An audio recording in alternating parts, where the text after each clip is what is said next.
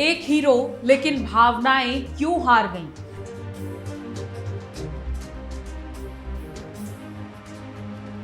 रामचरण ने झोंक दी जान, क्या कहानी नहीं निभा पाई साथ?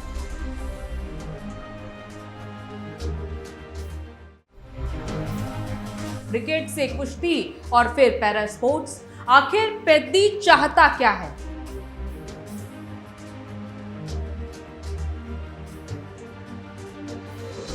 गांव की पहचान की लड़ाई या फिर बिखरे सपनों का सफर?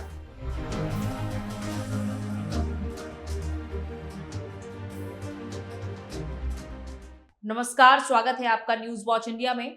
मैं हूं आपके साथ अंजलि राजावत।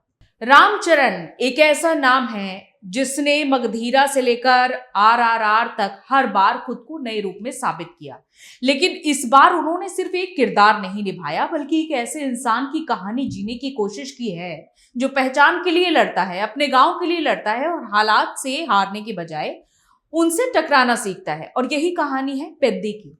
एक ऐसी फिल्म जिसे सिर्फ स्पोर्ट्स ड्रामा कह देना शायद उसके इरादों के साथ नाइंसाफी होगी, क्योंकि यहाँ क्रिकेट भी है, कुश्ती भी है, पैरा स्पोर्ट्स भी है, प्यार भी है, राजनीति भी है और एक गांव के अस्तित्व की लड़ाई भी।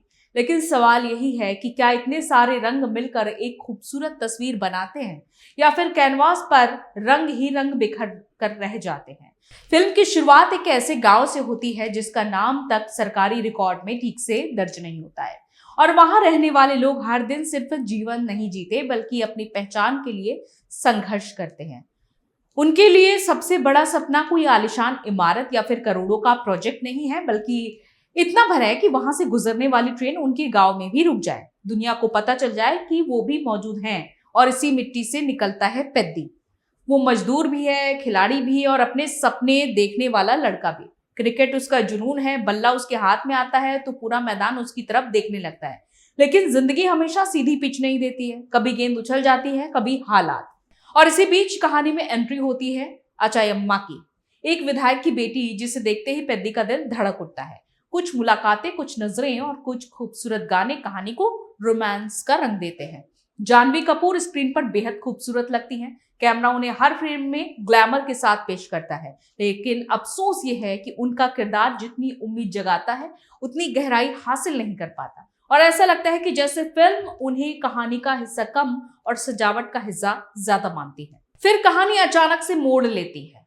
क्रिकेट, जो अब तक फिल्म की आत्मा लगता था, धीरे धीरे पीछे छूटने लगता है।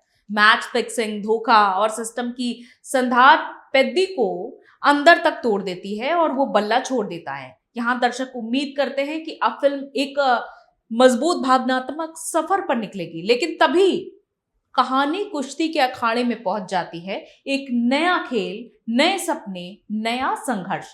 पेद्दी अब पहलवान बनने की राह पकड़ता है। उसके गुरु बनते हैं गोरी नायडू। शिवराज कुमार ने इस किरदार में ऐसी गरिमा भरी है कि जब भी वो स्क्रीन पर आते हैं फिल्म अचानक गंभीर और प्रभावशाली लगने लगती है। उनकी मौजूदगी कई दृश्यों को ऊंचाई देती है, लेकिन समस्या यही शुरू होती है। दर्शक अभी क्रिकेट वाले संघर्ष से पूरी तरीके से जुड़ भी नहीं पाए थे कि फिल्म कुश्ती पर शिफ्ट हो जाती है। और जब कुश्ती की कहानी गति पकड़ने लगती है तभी फिल्म एक और छलांग मारती है पैरा स्पोर्ट्स की दुनिया में। यही पेद्दी सबसे ज्यादा महत्वाकांक्षी और सबसे ज्यादा कमजोर दिखाई देती है। निर्देशक बुच्ची बाबू सना शायद एक ऐसी महागाथा बनाना चाहते थे जिसमें इंसान हर मोर्चे पर लड़ता नजर आए, लेकिन 3 अलग अलग खेलों को एक ही कहानी में समेटने की कोशिश कई जगह कहानी को बिखेर देती है और ऐसा लगता है जैसे कि 3 फिल्मों की स्क्रिप्ट को जोड़कर एक फिल्म बना दी गई है। और सबसे बड़ी कमी तब महसूस होती है जब भावनाएं आनी चाहिए थी। दंगल याद रहती है क्योंकि वहां पिता का सपना था। चक दे इंडिया याद रहती है क्योंकि वहां देश का सम्मान था। भाग मिल्खा भाग याद रहती है क्योंकि वहां दर्द था। लेकिन पेद्दी में संघर्ष तो बहुत है, दर्द कम महसूस होता है। फिल्म लगातार दौड़ती रहती है, लेकिन दर्शक उसके साथ भावनात्मक रूप से दौड़ नहीं पाते। हालांकि एक चीज फिल्म को गिरने नहीं देती है और वो है रामचरण। ये शायद उनके करियर की सबसे ईमानदार परफॉर्मेंस में से एक है। और यहाँ कोई ओवर द टॉप हीरोइज्म नहीं है, कोई हवा में उड़ती कारें नहीं है, कोई असंभव स्टंट नहीं है। यहाँ सिर्फ एक अभिनेता है जो अपने किरदार को जीने की पूरी कोशिश करता है। उनकी आंखों में गुस्सा भी दिखता है, हार का दर्द भी दिखता है, प्यार भी दिखता है और अपने गांव के लिए कुछ कर गुजरने की जिद भी दिखती है। और कई बार लगता है कि अगर यही कहानी किसी और अभिनेता के कंधों पर होती तो शायद और कमजोर नजर आती।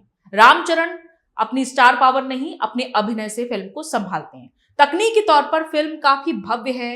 विजयनगरम के गांव, पहाड़ियां, क्रिकेट मैदान और कुश्ती के अखाड़े बेहद खूबसूरत नजर आते हैं। सिनेमेटोग्राफी कई जगह शानदार है। बड़े पर्दे पर फिल्म देखने का अनुभव विजुअली प्रभावशाली बन जाता है, लेकिन दूसरी तरफ डबिंग और साउंड डिजाइन कई जगह अनुभव खराब भी करते हैं।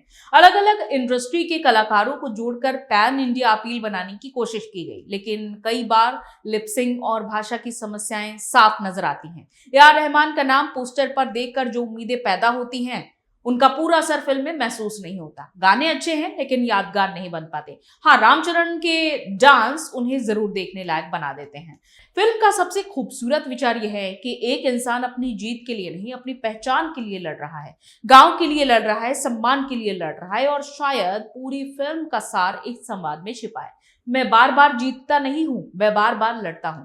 काश निर्देशक ने इसी विचार को कहानी का केंद्र भी बना दिया होता। काश 3 खेलों की जगह एक मजबूत भावनात्मक सफर पर भरोसा किया होता। काश गांव की पहचान की लड़ाई को ज्यादा गहराई दी होती। तब शायद पेद्दी सिर्फ एक फिल्म नहीं, एक यादगार अनुभव बन सकती थी। फिर भी ये फिल्म पूरी असफल नहीं लग रही है, क्योंकि इसके पास एक सच्चा दिल है, इसके पास रामचरण का समर्पण है, इसके पास बड़े सपने देखने की हिम्मत है। लेकिन बड़े सपने देखने और उन्हें पर्दे पर सफलतापूर्वक उतारने के बीच जो दूरी है, पेद्दी उसी दूरी में कहीं भटक जाती है। ये फिल्म उन दर्शकों को जरूर पसंद आएगी जो रामचरण को हर रूप में देखना चाहते हैं, जो उनके अभिनय, उनके संघर्ष और उनकी स्क्रीन प्रेजेंस के दीवाने हैं। लेकिन आप दंगल या फिर चक दे इंडिया जैसी भावनात्मक स्पोर्ट्स क्लासिक की उम्मीद लेकर के जा रहे हैं तो शायद आपको थोड़ी निराशा हाथ लगेगी। पेद्दी जीत की कहानी नहीं है, लड़ाई की कहानी है। बस अफसोस इतना है कि लड़ाई दर्शकों के दिलों तक उतनी ताकत से नहीं पहुंच पाती जितनी की पहुंचनी चाहिए थी।